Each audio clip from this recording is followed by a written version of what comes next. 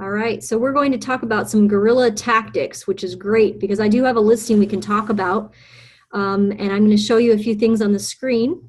I am recording the call so you can reflect on this if you didn't catch part of it, or if you're jumping in midway through, or you have to jump off and take another phone call.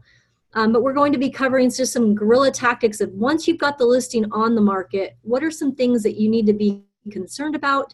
How do you watch the marketplace? How do you gauge whether you're getting enough hits or enough traction on your listing?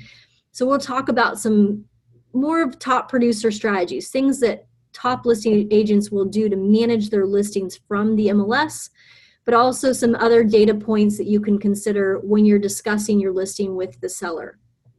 So we're going to jump right in. If you're on a computer, if you want to follow along, or if you want to go on to the MLS, a lot of the stuff I will be talking about tonight will have to do with using Matrix and using the MLS input. So we're going to go right to Matrix, and I'm going to show you what I would do. I have a listing that we can talk about. In fact, it's a good one that we can actually work on because I listed it on Thursday. It's in Kent, and it's a good friend of mine. Their father passed away, and so we moved mom into a nursing facility, and so it's on the market. They've cleaned it up. We staged it. We actually used the stager that we have in-house, and I can give you guys some costs and some information while we look at that. So let's first go to the listing so you can see what I'm talking about, and then we can dive in and talk about how it's going and ways that I could improve and what you could consider if you have a listing also. So let's look at it real quick. This is the listing I was referring to. It is in Kent. It's 355. It's been on the market for 4 days. And every day counts. So you have to make sure that you get it right to begin with and make those updates as necessary. I make my updates every Monday. I look at my listings. If I had 1, if I had 2, if I had 10, you want to go in as the main listing agent and make those adjustments as necessary. And there are some adjustments I'm going to make based on the feedback from the open house. If you're not, again, best practice, if you're not making those adjustments and you've got a listing, it's been on the market 2 weeks, 3 weeks, 4 weeks, a month, 2 months, and you have not gone in and adjusted your listing and looked at it every week, you're doing your seller a disservice by not updating the listing as needed based on the feedback. You're the listing agent. You're the person they're trusting with their home and their property. And so if there are some adjustments, we're going to go ahead and make those today based on the feedback. So I did an open house, or I had an open house done by one of our colleagues at Best Choice Realty. She did the open house on Saturday. We had approximately 5 people through the listing, which when you're doing an open house, you would expect in this price range, you'd actually have more. It could be the time of day that she did the open house. Typically open houses in that area are done anywhere from about 1 to 4. She had a graduation she had to go to for her daughter, so she said, Rochelle, is it okay if I do the open house from 10:30 to 2, I think, or 10:30 to 1? I said, that's fine. I just wanted to have some exposure and just get some feedback from people touring the property. So if you are going to do the open house, a kickoff open house, you may want to look at, before you do the open house, you may want to look, and I'm going to do this real quick for you guys so you can see how I would do it. Say I wanted to do another open house this weekend. One thing I may want to do is just see in this area, again, I'm searching around this area, I can go about a mile, and I'm looking to see when they're going to be doing open houses. There is a way to search by that on the MLS. See this little bucket, it says open house date. I want to see when they're doing open houses this Saturday, if there's some other open houses going on, and maybe I want to jump on the marketing bandwagon and actually do an open house with my competitors. So this is how I do. I select active, I selected MLS, I searched a mile from my listing, and I put in the date this is coming up this Saturday to see if there's any open houses going on for residential properties in that area. Maybe I want to put some price in there too, anything under $450. I don't need to see $1 million homes. That's not my buyer.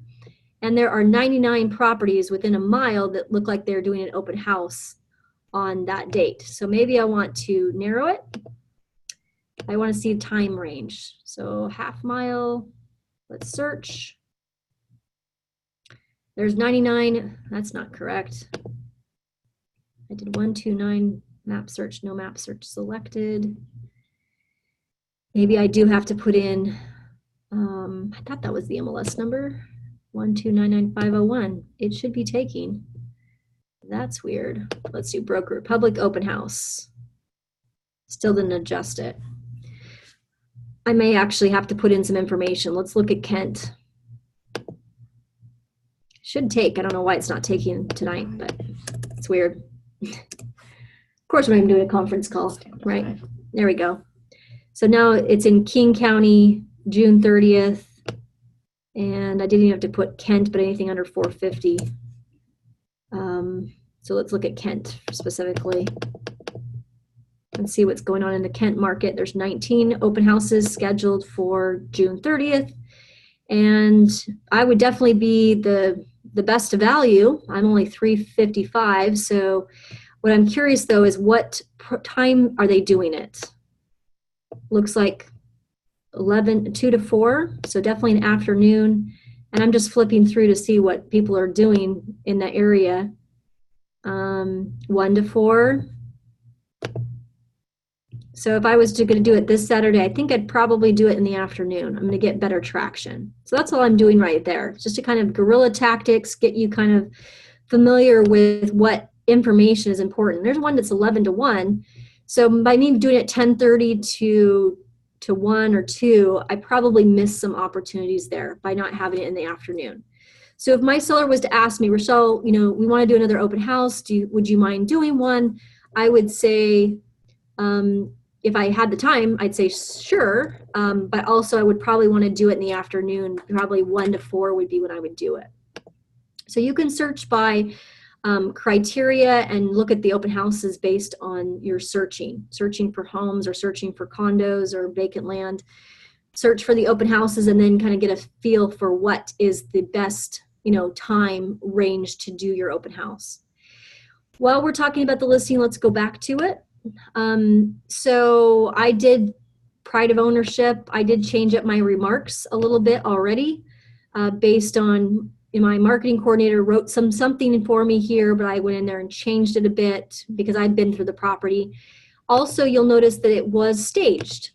So you've got, you know, staging that's done. Notice I have a little description below every photo. You guys don't take full advantage of that. There's a lot of information you can share. Although you're limited with what you can write here in the agent remarks, the marketing remarks, you can sell the home, plenty of space, popcorn ceiling removed when addition was done. That's great information to help a buyer's agent understand what has been done or what has been updated in this property.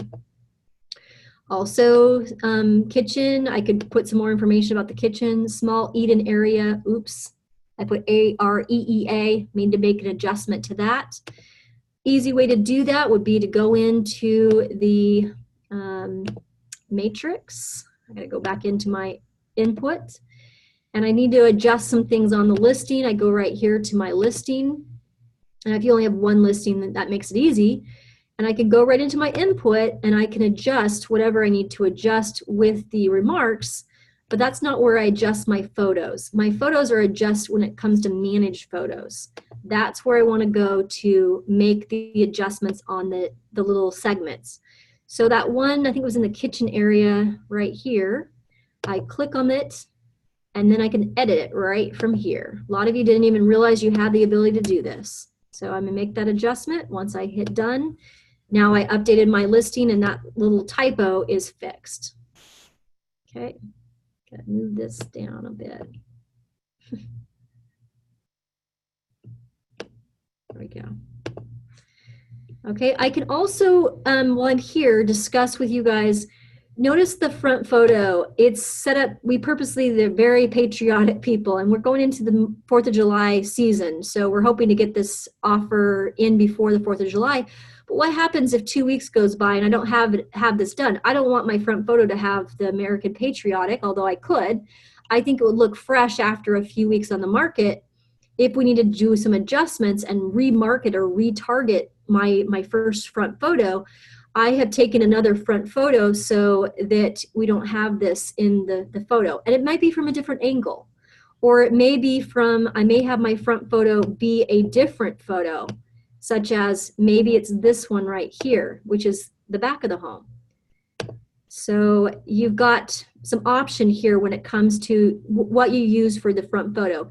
It doesn't necessarily have to be the front door, the front photo. It can be something else, a different sample of the property, of where the property needs to be. So it could be the front, it could be a different angle, it could be the back, it could be a view, it could be more of the lot versus a close-up. You need to think about your demographic and what you're trying to sell here. This, I might find after a few weeks on the market that my demographic is somebody that really likes the garden area, really likes the backyard option. I may want to switch my front photo in a few weeks if I don't get a buyer to something like this that shows the back of the home, not the front of the home. May want to show more of my shed area. This garage has been converted. Maybe I even want to do something that's different like that, where it's more of the lot. You're going to know better than the seller at times and more than the buyer's agents because you're marketing to a segment that might not be this. It might be something different. So think about that when you go in to remarket your listing. If you haven't got it done, you do want to do all those changes for your photos, placing the photos maybe differently. Maybe I want to rearrange so that, you know, based on the feedback, this dining room area was a really cool area that people liked.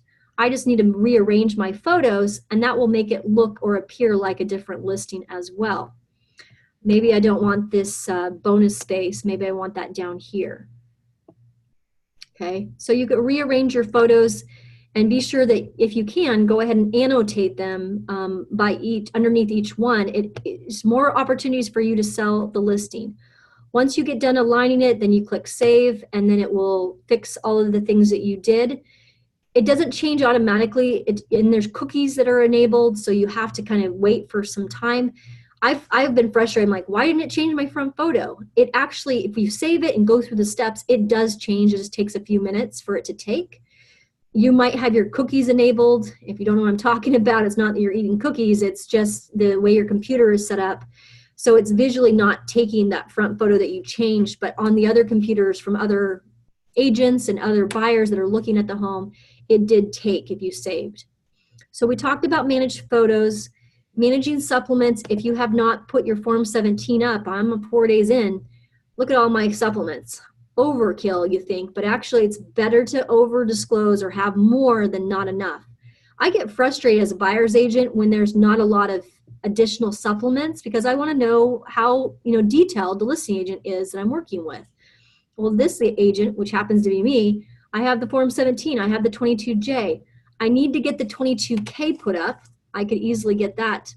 So I would go in and select what it is, choose it, and select my 22K right from this point. So you have the ability to do that and make those adjustments at any point of time. I think the more you have, the better. Less you have, not as good.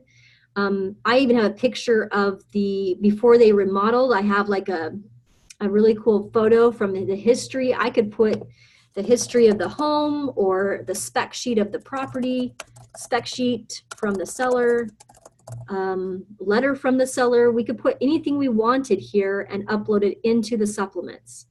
I think a lot of people think, oh, I just put my Form 17 in my legal, when there's actually more that you can do in the supplements. Okay? So those are the couple things when it comes to inputting that I feel like you guys need a little more training on. When it comes to inputting also,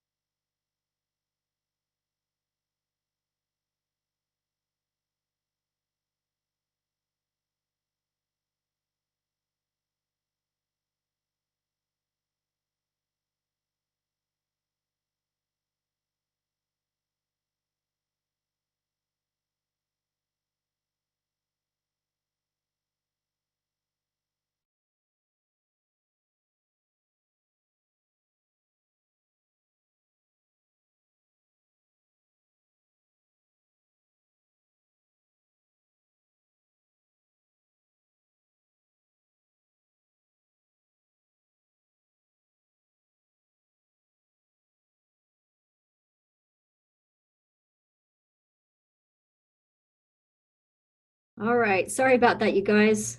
My computer died for the day, so had to restart it. Apologize for that. Looks like we still have people going, so I'm gonna jump right back in where I left off, which is on the inputting section. So let me get back onto my system here. Share.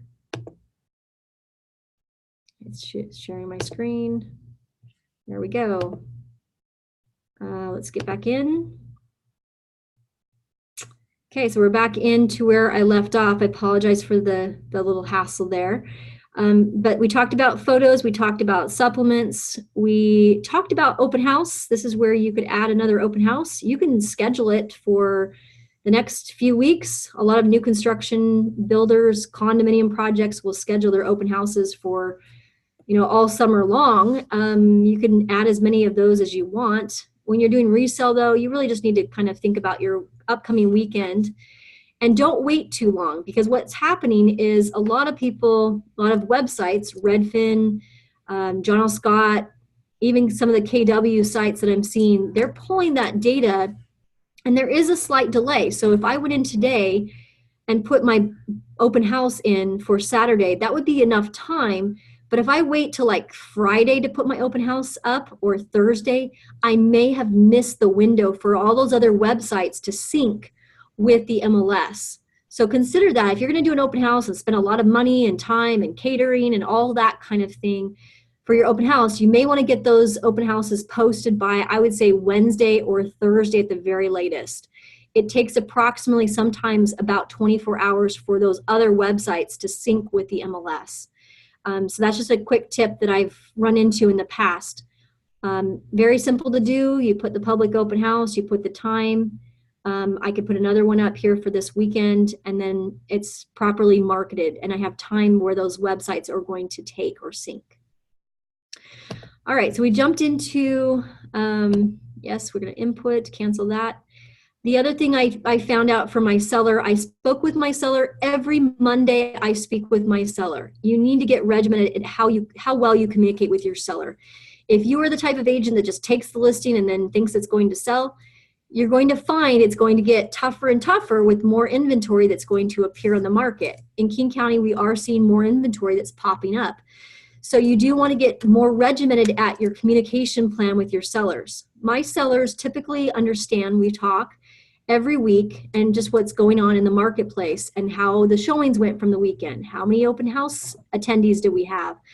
How many hits do they get on Zillow? They're not looking for this massive spreadsheet with all this data. They're looking for that personal contact with you and get the information the way that they want it. So if you find out your seller, in my situation, I'm dealing with 3 people that are making decisions. I'm dealing with the older lady, whose husband recently passed away. I'm dealing with the executor of the estate, who has power of attorney, and then the brother who actually referred me to the family. So all 3 of them want to be involved in the decision making. So one of the things I asked him when we started working is, how would you like to get the feedback? How would you like to best communicate? And what they would like is, a quick phone call to the power of attorney. So I had a phone call with him today. They also wanted an email to go out with the kind of the quick feedback, not anything lengthy or long, just a quick snapshot of what's going on with the listing. So that will go out on a Monday regularly to them. And again, it needs to look personal. So if you're trying to do something and you've got something regimented, there's all kinds of systems, but at the end of the day, you've got to get the seller what they need when they need it. A weekly follow-up plan is adequate more than anything, because you're going to probably talk to them more than once a week, but getting that on your calendar would be really essential if you're going to do a good job for your sellers. When you're going in here to check, there's a few things that we noted. Again, when I'm talking with the sellers, obviously showings, open houses, what's the feedback, any adjustments. Ask them if they have made any adjustments to the property, especially if they're living there or if they are watching out for the property. So a lot of them will check in on the house. I found out when I talked with them that they removed some paint cans, and they also had the window guy come in and replace the windows that needed to be replaced. So I had made a note in the agent remarks. So if we go in here, it says go and show, text 206 with questions, please use WFG. Seller has drawings and permits for the addition and will give to the new owner. There are a few windows in the dining area scheduled to be fixed. Well, now I know that those are fixed. So I'm going to go ahead and remove that. I've received phone calls from multiple offers. So I may even write this, no review date. Please allow time for meeting with elderly seller. That would be appropriate because I just had a call this afternoon saying, hey, we've got a cash offer. Do you have a review date? I'm thinking, why not? Let's put that right in the agent remarks. Obviously, there's other people that are doing review dates. Mine's not. So I put no review date. Please allow time for meeting with elderly seller. Go and show. Text the phone number with this for questions. And then I removed. So there's some adjustments we made to the agent remarks. Every week, I want to just double check my marketing remarks are in tune with what I want the buyer to be, and my agent remarks are up to date. Some of you don't update your agent remarks enough, and it's like, oh, there's a review date. Well, it's 2 weeks ago. Don't look like you're a rookie agent. Come in here and update that. Make sure your directions are correct. And then once you're done, make sure you click submit. I'm not going to change the marketing remarks. This is a top strategy that I used way back in the day. Your marketing remarks are your tactic of your pictures, your photography, your marketing, all the things that you've done. Let things play out for at least a few weeks. Don't try changing things too much because then you're missing your audience. So I'm going to let my marketing remarks and my photography stand alone for a few weeks. If I don't get it done, that's the chance that I'm going to go in there and redo it before I do any kind of price reduction or I do any adjustment in my photography. I'll do all those changes after it's been on the market for a few weeks. In our marketplace, a few weeks is like, you feel like few months back in the day. So I do want to make those adjustments, but make sure I have enough time. It's still 4 days in the market. I'm not adjusting any of my photos, my price, or anything else except for my agent-only remarks. I do want to go in and look at my matrix. So before we wrap up today, I want to show you how I do this. I go to my listings. And this is how I can get very good intelligence on what my listing, how my listing is doing. Most new brokers don't even know this exists, and then they start doing listings and they realize, oh, wow, I have all kinds of data. You should know this before you start taking listings, that you have this at your fingertips. You check the box. There's a button right here that says reverse prospect. And when I reverse prospect, I can see, oh, geez, look at all these people. And you can see who loved it, who hearted it, who put a light bulb next to it.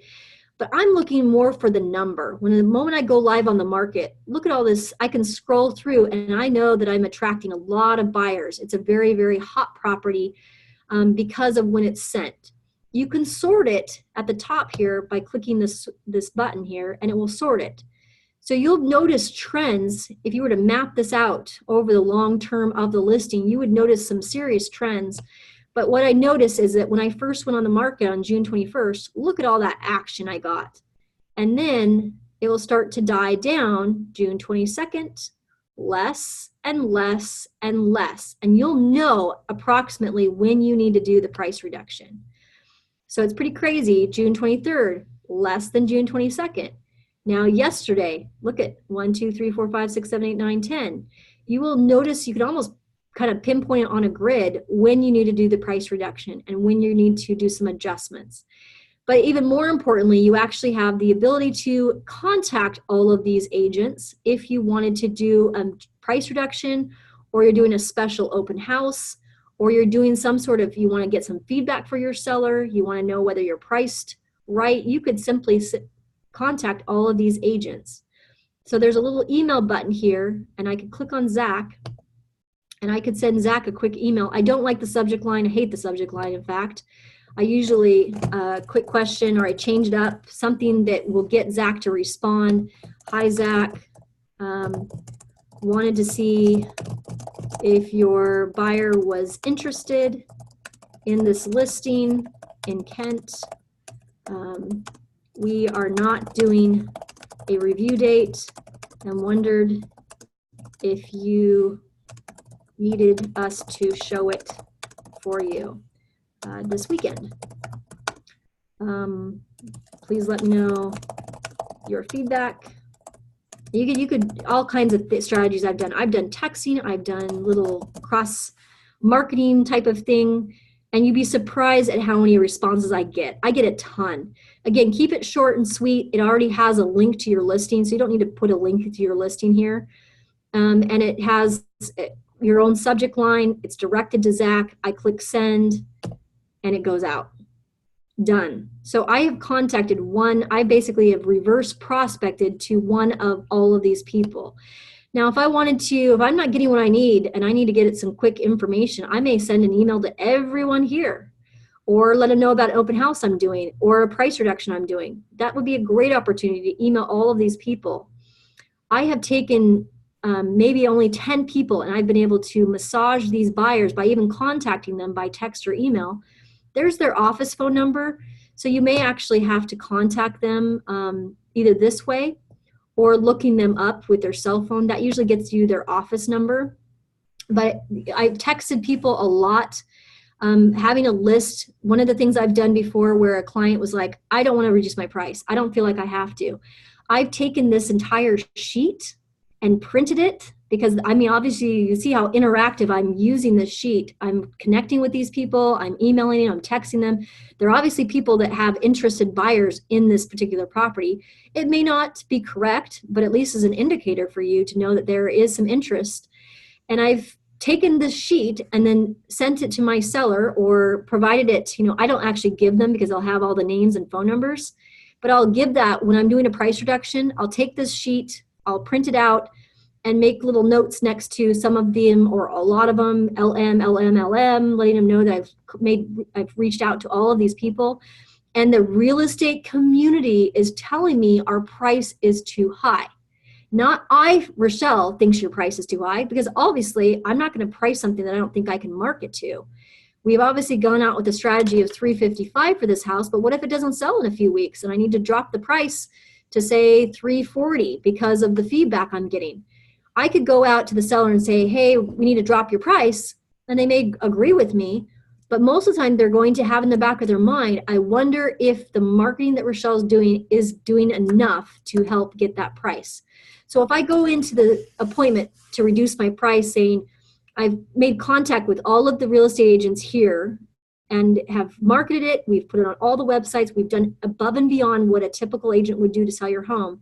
And what the feedback I'm getting is that the real estate community, a lot of these agents I've talked to are saying we are about $5,000 to $10,000 overpriced. That is going to be better market intel or a better way to approach your seller than just to say, I think we need to reduce your price. The seller is going to be will debate you less if you have more of an educated conversation, factual. Here is the interest. Here's why it's dropped off. We're not having as many people coming through. Look at the amount of listings that it's coming through. There's only been 10. You're going to watch in 2 weeks. There will be 3, maybe 4, maybe 2, because the longer it's on the market, the less traffic you're going to get, not only in here, but also in person. A good rule of thumb to kind of keep in mind is if you are having approximately 3 or 4 showings a weekend or in a week, you're priced at market value. If you're obviously having more than that, you're probably slightly below market value, or there's a very limited supply of what you're giving. And if there's only 1 or 2, you're probably overpriced. Or if you have no showings, chances are you are overpriced, but you need to be able to get more intel to show the seller that they are overpriced for the market. What better way to do that than to use the reverse prospecting as a way to show them data that will make sense to them and give them an indication of, hey, it's definitely, the amount of feedback we're getting is less and less. We need to do something to spark that. A remarketing would be the way I would say, or we need to repurpose or go live on the market a different way, appeal to a different type of demographic. Those are some buzzwords that I've used in the past to get a seller to adjust their price or adjust what we are doing together at remarketing their property to a different segment of the market. again, some talking points that hopefully will help you. I didn't cover Zillow so much. Zillow actually is less and less of an issue, I'm finding, but there is a way to get into Zillow. If you set up your own agent profile with Zillow, you will get a weekly update that shows your listing and how many hits that it's receiving for that week. And you'll also notice the same type of trends. It's no different whether you use Zillow, Redfin, or other websites to track behavior. It's very much in line with the same data you're going to receive from the reverse prospect results. A lot of people ask me what this stuff is. It's the date that it was sent. That's the date that the client has liked it in their portal, or it's been sent to that client in this agent's portal. So Zach had one client that liked it in his portal, and so he's with Wilson Realty Exchange. You could contact Wilson Realty Exchange. Again, it's just a list. Again, is it completely accurate? No. Is it a good point of reference? Yes. Is this heart correct? It could be a very strong possibility. I may want to call SOCM today and say, do you have a buyer who's interested? There's somebody that hearted. She may not even know that. They've made some adjustments where they do know now, but it's not as readily apparent as it really should be with the MLS. So that's that for tonight. Hopefully this was helpful, give you kind of a baseline to go from. So again, go My Listings, click on the listing, reverse prospect right here, and then it shows you who dated it, who hearted it, who has expressed interest in it. But I could sell the property to Sean Henderson or Michelle Senechal pretty easily by just contacting them and have a conversation about their buyer and what they're looking to do, or the interest they have in this particular area of Kent. It's connecting with those agents in that type of way. So hopefully that was helpful. I apologize again for the little blooper this early on in the call. Have a great week, you guys. We'll talk to you next Monday.